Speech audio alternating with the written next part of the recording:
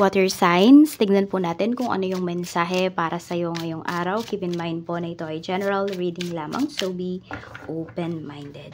Sa mga hindi pa po nakasubscribe dito sa ating channel, please subscribe na po kayo and palike na din po ng ating video. At sa mga nais pong mag-avail ng ating private readings, ng ating Evil Eye Amulet Necklace at ng ating Tears Bracelet, makikita nyo po yung link sa description box. Tarot Intentions by Aliana Reyes. Okay, para saan nga ba yan? Ang ating Tears Bracelet at ang ating Evil Eye Amulet. Ang ating Tears Bracelet po ay nakakapagpabalance din po yan ng mga chakras. Okay, at ang benefits po nito na mga ito ay pampaswerte po yan sa love life, sa career, sa business, sa travel, sa health. Sa sugal okay din, pero kung hindi talaga para sa inyo yung sugal, hindi kayo suswertihin dyan kahit anong healing nyo po.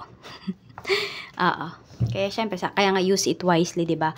Kunwari, the first time, pero gumana talaga yan kasi, sa nagsusugal, sa casino ba yun? Online casino, ayan. Ilang beses siyang nanalo, 4 times yata. Alam ko na post ko yung na yun yung feedback na yun. So, hanapin nyo lang nandyan sa community natin. So, very aligned din siya, sa kanyang alaga. Yes, alagaan nyo po kasi yan. And, pangontra po yan sa kulam, sa barang, sa mga naiinggit po sa inyo, sa mga nag-i-evil eye sa inyo, sa mga nanunumpa sa inyo. Sa psychic attack, in short, Tapos, pangontra din po yan sa aksidente. So, again, kung interested po kayo, message nyo po ako directly sa aking Facebook page or sa email ko. Nandyan po yan sa description box. At open po tayo for international shipping. Tingnan na natin ano yung mensahe for you. We have Divine Masculine. Ayan. Kayo ba to? Water signs, nagpapaka-macho. Hindi, sabihin natin yung iba sa inyo, very responsible kayo. Pwedeng, single mom ba yung iba sa inyo? Ayan po, kaya, di ba, parang wala kayong aasahan na male energy, or yan nga, masculine energy sa buhay ninyo. Kaya kayo tong mismong nagpapakatatag, kayo mismo yung nagpapakaresponsable, nagpapakalalaki pagdating sa life po ninyo. So, tingnan natin, pwede rin yung iba sa inyo ngayon ay very charismatic yung inyong energy. Madaming nakakapansin sa glow ninyo, sa pagbabago ninyo. Tingnan natin ano pa yung mensahe, spirit guide. Mensahe po natin kay water signs, Cancer, Pisces, and Scorpio.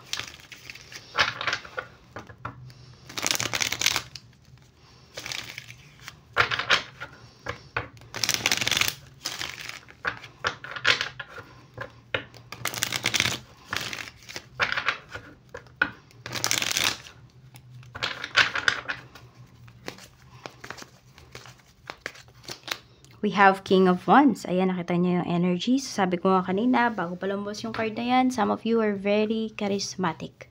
Pansin na pansin talaga kayo ng mga tao. Sabihin natin yung iba sa inyo, water signs, kahit nakaputing damit lang kayo. Kahit na simple, yung suot po ninyo, ang daming nakakapansin talaga sa glow ninyo. Yan, ano bang sikreto, water signs? Okay, so iba sa inyo ganito, kahit na may problema kayo, magaan pa rin yung nabibigay mong energy sa mga tao sa paligid mo. Meron tayo ditong Page of Pentacles. Yan, meron ba kayong bagong pinagkakakitaan? Sa iba sa inyo, pwedeng ang galing nyong mag-sales talk, ang dami nyong nabebenta. Ayan po. Meron din dito, pwedeng may pinapaaral kayo. Ayan, pwedeng ito ay anak ninyo for some of you. For some of you naman, pwedeng pamangkin po ninyo kung wala pa naman kayong mga anak. Yan. Or meron dito ay nakatapos po kayo. Buong schooling ninyo. Or hindi ko alam kung high school ba or college. Yung iba po sa inyo ay scholar kayo. Yan. So, nag-e-excel talaga kayo. Pagdating sa school, nag-e-excel talaga kayo sa mga gawain po. No? You give your best. We have Wheel of Fortune. Gamitin mo. You have a face value, no? O water signs, gamitin mo yon. Swerte po yung iba sa inyo ngayong araw na to. Yan. For some of you, kung kayo ay single, pwedeng makilala nyo ngayong araw na to yung taong para sa inyo, yung forever ninyo. Some of you, unexpected lang to. We have the devil. Ayan. So, yun nga, dahil marami nagkakagusto sa inyo dito, pwedeng maraming tukso sa paligid ninyo. So, kung kayo naman po ay in a relationship, syempre, kailangan meron kayong control. Yan nga, yung iba sa inyo in a relationship pala kayo. Syempre, iwas-iwas na lang sa tukso, no? May nag-i-evil eye din sa'yo dito. Pwedeng may nanunumpa sa'yo dito. Oo, may hindi masaya sa mga achievements mo. Sa mga taong nakikilala mo. So, baka may mga bigatin kasi kayong mga tao nakakilala. So, isa din yan sa mga kinakainggit sa inyo ng mga tao. Meron tayo ditong Ace of Pentacles. So, ito naman pala ay pagdating sa pera. Yan. Pero ba kayong ginagawang focus-focus dito pagdating sa money? Ayan, kasi we have the devil and we have Ace of Pentacles. Okay, so for some of you naman, hindi ko alam, may nagsusugal ba talaga dito? May nagsusugal ba dito at na-addict na talaga yung iba sa inyo? So, mag-iingat din kayo ha, kasi baka naman lahat ng investments ninyo, lahat ng pera ninyo, dito na lang napupunta. Ayan ha, kung meron naman kayong ka-deal ngayong araw na to, huwag kayong magpapadalos-dalos. Hindi porket sinabihan kayo niya, nakikita kayo ng ganito, 20%, 50% yung makukuha ninyo ay oo na kayo dyan, pipirma na kayo, mag-iingat kayo. Yan na, kasi baka ma-persuade po kayo dito. Water signs, tignan pa natin ano pa yung mensahe. We have 9 of Swords. Nababagabag yung iba sa inyo. May utang ba kayo? May mga utang ba yung iba sa inyo? Or meron ditong tao na, o yung asawa mo, karelasyon mo, bago siya umalis, ang dami niyang utang na iniwan. We have 10 of Cups. Pero alam mo, ayan, na-overwhelm nga yung iba sa inyo. Pagdating dito sa mga bayarin, yung iba po, pwedeng ang nakakatulong nyo na lang talaga dito ay anak po ninyo. Kung meron man po kayong anak. O nakakabata sa inyo tayo, pwedeng mas nakakabatang kapatid. So, ayan o, na-stress yung iba sa inyo. Pwede rin, baka may, may handaan ba?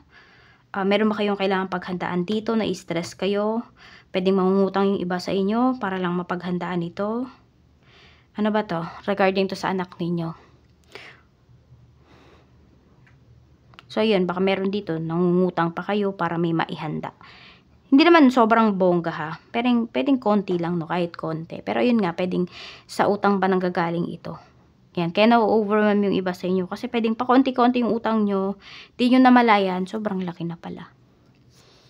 We have Judgment. May naghahanap dito ng trabaho. Meron pong papaalis na pinapakita dito.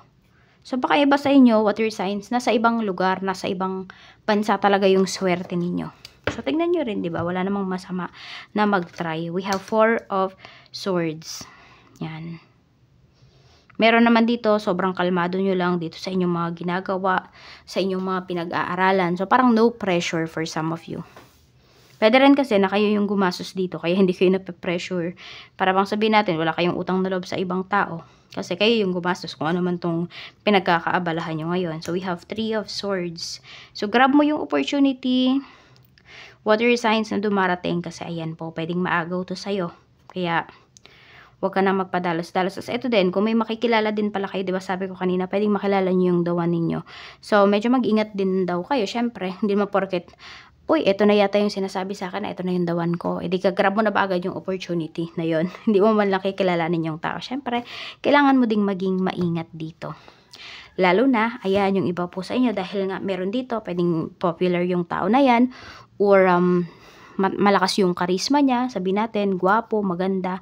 So, baka mamaya meron na palang karelasyon yung tao na yan. So, baka makasira ka pa ng relationship, water signs. Kaya, kailangan you do some background check. We have 5 of Cups. So, may regret yung iba sa inyo dito. I don't know, ano ba to? Meron kayong pinagkatiwalaan na isang tao, tapos, yun pa yung nag-betray sa inyo. So, pwedeng ito ay karelasyon ninyo, asawa ninyo. Ano ba, hindi nyo ba mapagkatiwalaan pagdating sa pera? Binetray ba kayo? Niloko kayo? Nagbigay kayo ng malaking halaga pero hindi naman ginamit dun sa pinag-usapan ninyo or nalugi. Kaya ayan, para sa mga nasa ibang bansa or para mga nasa malayo, kung kayo po ay magbe-business, mas maganda kahit sabihin natin ang katuwang nyo pa dyan ay asawa ninyo, para walang sisihan, at pera mo naman yan, ikaw po yung maging hands-on dun sa negosyo na gagawin mo or na pinagplanuhan po ninyo. Or dapat nandoon ka rin, present ka rin dapat dun para nakikita mo din yung galaw ng inyong negosyo. Yan, para walang sisihan ba pag nalugi. Yan, kasi parang may sisihan na nangyayari dito. Tapos meron din nagsisisi. Nagsisisi na may tinulungan, nagsisisi na pinaubaya yung pera, yung ganyan. Parang nagsisisi na naglabas ng pera, in short. We have 2 of swords. Okay. So, ayan, merong decision making dito. May nagdadalawang isip. Meron man dito, pinagdududahan nyo yung, meron kayo pinagdududahan dito kung anak nyo ba talaga. Parang ang sakit naman nun kapag narinig ng bata na pinagdududahan nyo na kayo yung nanay, or, ay hindi nanay syempre, kayo yung tatay pala. Or I mean, yung as a nanay, yung iba sa inyo, 'di ba? Nasasaktan kayo kasi pinagdududahan yung anak po ninyo. We have the Hanged One. Ayan, mukhang meron nga ditong hindi matutuloy. Ito merong energy kasi na pinapakita po dito with this, the Hanged One. Kaya nyo naman mag-sacrifice, but the thing is, worth it ba kasi yung isa-sacrifice ninyo? Kaya na parang napapaisip yung iba sa inyo dito, kung worth it ba na ituloy ito. Baka kasi meron kayong mga papakainin, di ba, may handaan ba, ganyan. Tapos may mga papakainin kayo na di nyo naman talaga gusto, yung mga tao na yun. Or madaming sinasabi yung mga tao na yun about sa'yo. So, wag mo nang ituloy yan, lalo na kung mangungutang lang yung iba sa inyo. Di nyo kailangan magpa-impress sa mga tao na yan. So, ayun, yung iba din pala dito, nagsisisi ba kayo na nakipagrelasyon kayo sa isang tao na ito yung pinili ninyong tao? Kasi ayan, nagsisisi kayo kasi mabisyo. Hindi nyo makontrol, no? Mabisyo yung tao na to. So, ano pa ba yung mensahe? Okay. Ayun, may nagsisisi talaga dito na may nilabas kayong malaking pera. Or sige, sabihin na lang natin, di naman yan malaki. Pero may nilabas kayong pera, tapos parang nasayang lang kasi siya. Kaya nagsisisi po yung iba sa inyo. Ito naman, kung meron ngang may third party dito, merong makikipag-usap ng maayos, or merong mga ultimatum na ibibigay pagdating dito sa relationship na ito. Or for some of you, I don't know kung yung karelasyon nyo ba, or yung naging karelasyon nyo may asawa. So, pwedeng sila mismong dalawa yung makikipag-usap sa'yo. Ayan, kung nagkaroon kayo ng anak nun, papag-uusapan naman ng maayos.